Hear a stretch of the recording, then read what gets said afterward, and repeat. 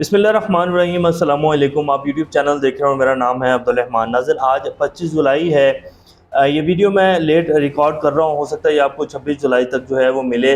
तो आज की जो सारी अहम अपडेट्स हैं, और अब आगे तो वैसे भी कल 7 मुहर्रम है, और अब जितनी भी पाकिस्तान में जो इस टाइम चल रहा है इलेक्शन का एक माहौल है, निगरान वज़ीर-ए-आज़म जो है वो इस तरह लग रहा है कि हर पार्टी अपना निगरान वज़ीर-ए-आज़म अलग बनाकर बिठाना चाहती है और उसके ज़रिए जो है इलेक्शन में धांधली करना चाहती है। उसके हवाले से भी कुछ अपडेट्स आपके सामने रखेंगे।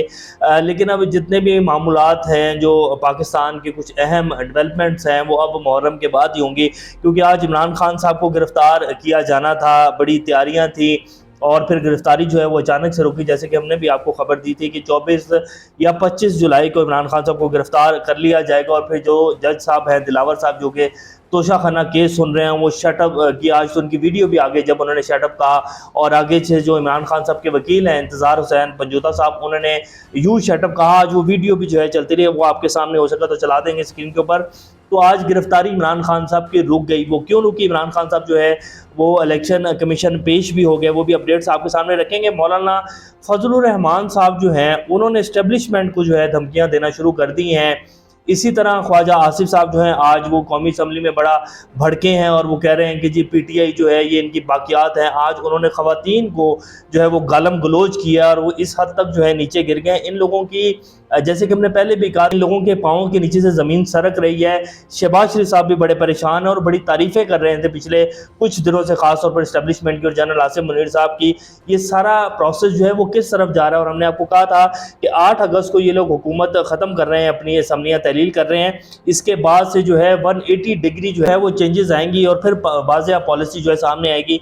तो ये सारी अहम डेवलपमेंट्स आज आपके सामने रखेंगे। इससे पहले अगर आप लोगों ने चैनल को सब्सक्राइब नहीं किया तो रेड बटन को प्रेस कर लें और बेल आइकॉन को भी प्रेस कर लें, ताकि लेटेस्ट अपडेट्स आप लोगों को मिलती रहें और ये जो हमारा ताल्लुक है ऐसे ही जुड़ा रहे। सबसे पहले जी, आज जो हमारे वज़ीर-ए-आज़म साहब हैं, वो क्या कहते हैं, और उन्होंने बड़ा मार्का मारा है जी। $3 अरब का जो है वो IMF से मुआहिदा कर लिया है, और वो कह रहे हैं कि अगर ये मुआहिदा ना होता तो मेरी कब्र के ऊपर कतबा लगना था कि जी मैंने जो है मुल्क डिफ़ॉल्ट कर दिया।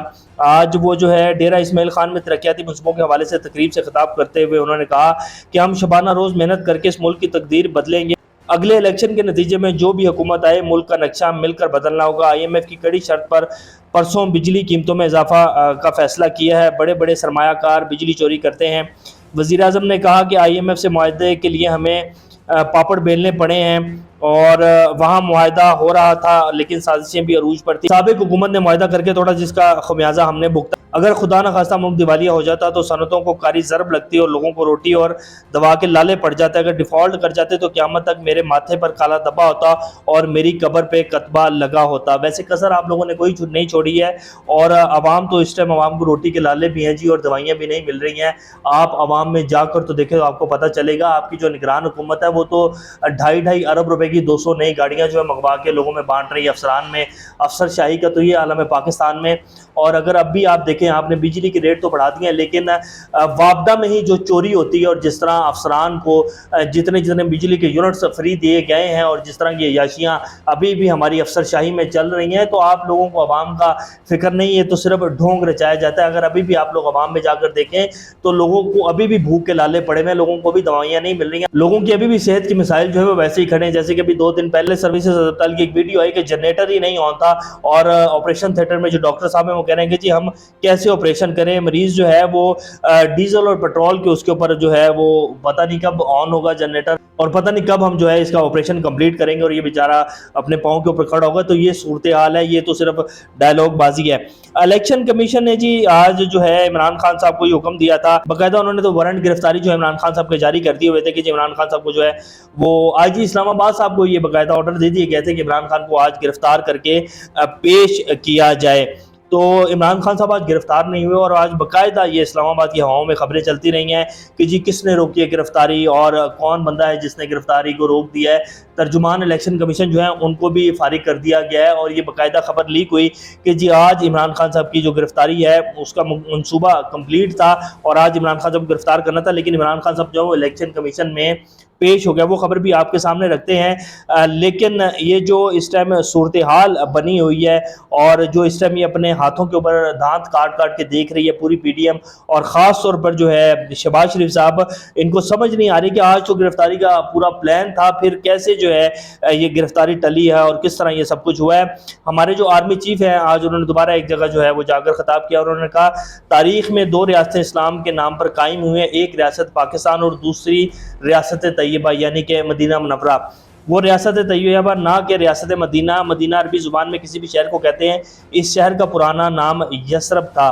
اب یہ ہمارے آرمی چیف کا پیغام ہے۔ ویسے تو جو اگر اس ریاست کو اگر آپ دیکھیں تو وہاں انصاف بھی بہت اچھا ہے، وہاں کی عوام بھی بہت خوشحال ہے، اور سعودی عرب کا اور پاکستان کا تو کسی بھی طریقے سے جی وہ کیا ہی نہیں جا سکتا، موازنہ ہی نہیں کیا جا سکتا۔ ہمیں 75 سال ہو گئے ہیں بنے میں، اور ہم بھی جو ہیں وہ اسلام کے اوپر ہی ہمارے ملک کا قیام ہوا تھا، اور آج آپ دیکھ لیں کہ پاکستان میں انصاف کو اٹھا کے دیکھ لیں، صحت کی سہولیات کو اٹھا کے دیکھ لیں، کاروباری زندگی کو اٹھا کے دیکھ لیں، پچھلے 75 سال سے عوام کے ساتھ کیا ہو رہا ہے۔ ہر آئے دن جو ہے وہ عزتیں نیلام ہو رہی ہیں ہماری تھانے کچہریوں میں۔ یہ تو اب ایک ایسے لگتا ہے کہ جیسے ہم نے سدا ایسے ہی رہنا ہے۔ جو صورتحال ہے اور جس طرح پچھلے 1.5 سال سے جو کارروائیاں ریاست کی طرف سے ڈالی گئی ہیں، تو وہ کسی سے ڈھکی چھپی نہیں ہے۔ پوری دنیا کا میڈیا جو ہے اس کے اوپر چیخو پکار کر رہا ہے۔ یونائیٹڈ نیشن سے لے کے کون سا دنیا کا ایسا ملک ہے جس نے یہ نہیں کہا کہ پاکستان میں جو ہے انسانی حقوق کی خلاف ورزی ہو رہی ہے، لیکن ہم تو کانوں میں تیل ڈال کر جو ہے چپ کر کے بیٹھے ہوئے، اور پھر ہم جو ہے اس طرح کے بیانات جو ہیں وہ دیتے ہیں اور کہتے ہیں کہ جی تاریخ میں 2 ریاستیں جو اسلام کے نام پر قائم ہوئی ہیں، ہوئی تو ہیں، لیکن دونوں جو ہیں ریاستوں کو اگر آپ دیکھیں تو 180 ڈگری جو ہے دونوں ریاستوں میں قانون کی عمل درآمد اور انصاف کی عمل درآمد اور خوشحالی جو ہے وہ 180 ڈگری جو ہے وہ چینج ہے۔ تو بہرحال ہمارے آرمی چیف ہیں، وہ کہہ رہے ہیں کہ جی پاکستان کو دنیا کی کوئی طاقت بھی جو ہے وہ ترقی دینے سے نہیں روک سکتی۔ آج وہ ویڈیو بھی چلتی رہی جی عمران خان صاحب کی الیکشن کمیشن کے حوالے سے، اور عمران خان صاحب کے جو وکیل ہیں وہ ان کے ساتھ اگلے مورچے کے اوپر کھڑے ہو کر لڑ رہے ہیں جی، ورنہ کسر کوئی نہیں چھوڑی اس نظام نے عمران خان صاحب کو اندر ڈالنے کے لیے، اور ساری پلاننگز کمپلیٹ تھی آج بھی گرفتاری کی۔ لیکن خیر آج عمران خان صاحب جو الیکشن کمیشن میں پیش ہو گئے، ان پر 2 اگست کو فرد جرم عائد ہوگی۔ الیکشن کمیشن کے ممبر سندھ نثار درانی کی سربراہی میں 4 رکنی کمیشن ہے، تو انہیں الیکشن کمیشن کیس کی سماعت کی۔ Chairman P T I election commission میں پیش ہوئے ممبر نثار درانی نے کہا کہ آج chairman P T I per charge frame ہونا تھا۔ پی ٹی آئی کے وکیل شعیب شاہین نے کہا کہ الیکشن کمیشن پہلے ہمارے اعتراضات پر فیصلہ کرے، میں گزشتہ سماعت سے چیئرمین پی ٹی آئی کا وکیل مقرر ہوا ہوں، مجھے کیس کی فائلیں پڑھنے کا موقع دیا جائے۔ اور اس کے بعد جو ہے انہوں نے کہا کہ جی آپ فائلیں پڑھیں یا نہ پڑھیں، 2 اگست کو جو ہے چیئرمین پی ٹی آئی بذات خود پیش ہو اور ہم نے فرد جرم عائد کرنی ہے۔ تو آج بھی بیسیکلی فرد جرم عائد کرنی تھی، لیکن پھر جو ہے وہ گرفتاری نہیں ہو سکی۔ اور اب چلتے ہیں کہ کیسے پی ڈی ایم کے پاؤں کے نیچے سے زمین سرک رہی ہے۔ پہلے مولانا فضل الرحمان صاحب کا بیان آپ کے سامنے رکھتے تو انہوں نے کہا کہ جی میں خبردار کرتا ہوں۔ اب اگر دیکھا جائے تو ساری کی ساری حمایتیں، سارا کا سارے نظام کی جو طاقت ہے وہ ان کے ساتھ کھڑی ہے۔ الیکشن بھی اپنے حساب سے ریگڈ کرنے کے پورے پلان بنا لیے ہیں، حکومتیں بھی ساری انہی کی ہیں، نگران وزیر اعظم بھی اب انہی کا آئے گا۔ تو پھر مولانا فضل الرحمان صاحب یہ کیوں کہہ رہے ہیں کہ جی میں خبردار کرتا ہوں کہ اگر کوئی یہ بات سوچ رہا ہے یا کوئی یہ پلان بنا رہا ہے کہ ملک پر کوئی ناجائز حکومت مسلط کر سکے گا تو ایسا بالکل نہیں ہوگا۔ ہم پہلے جیسے ہم نے اکھاڑ کر باہر پھینک دیا تھا اور گریبان سے پکڑ کر باہر پھینک دیا تھا، تو ہم اب بھی ایسا ہی کریں گے۔ ہم کسی بھی ناجائز حکومت کو تسلیم نہیں کریں گے۔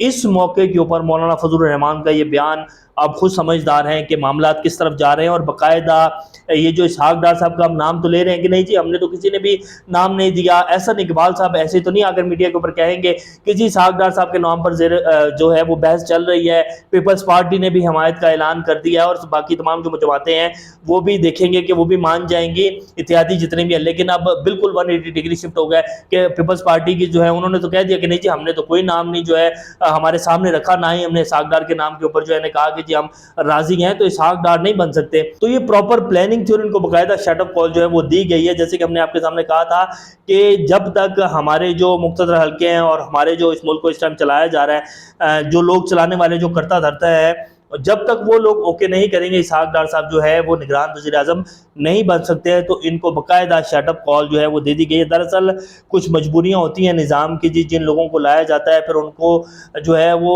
ایسے درمیان میں نہیں چھوڑا جاتا۔ جب یہ لوگوں کو مسلط کیا گیا تو کچھ وعدے اور کچھ باتیں بہت کچھ کیا گیا تھا، اب ڈائریکٹ ان سے جو ہے پھرا نہیں جا سکتا، اب کسی حساب سے ہی جو ہے وہ دیکھا جائے گا۔ اور پچھلے 1.5 سال میں بہت سے لوگوں نے جو اس ملک کو چلا رہے ہیں انہوں نے بہت کچھ سیکھ لیا اور دیکھ لیا کہ عوام جو ہے وہ کس کے ساتھ کھڑی ہے، اور الیکشن کو جتنا بھی چاہیں 100% جو ہے ریگڈ نہیں کر سکیں گے۔ عوام کا موڈ سب کو پتہ چل چکا ہے، نہ صرف پاکستان بلکہ پوری دنیا کو پتہ چل چکا ہے کہ عمران خان کے ساتھ پاکستان کی عوام کھڑی ہے، اور فری اینڈ فیئر الیکشن ہوں گے تو عمران خان کی حکومت بننے سے کوئی نہیں روک سکتا۔ تو اب اسی لیے مولانا فضل الرحمان صاحب جو ہیں وہ خبردار کر رہے ہیں، دھمکیاں لگا رہے ہیں بیسیکلی انڈائریکٹلی، اور کہہ رہے ہیں کہ جی اگر دوبارہ کسی نجائز حکومت کو مسلط کیا گیا تو ہم دوبارہ سے ان کو اٹھا کر باہر پھینک دیں گے۔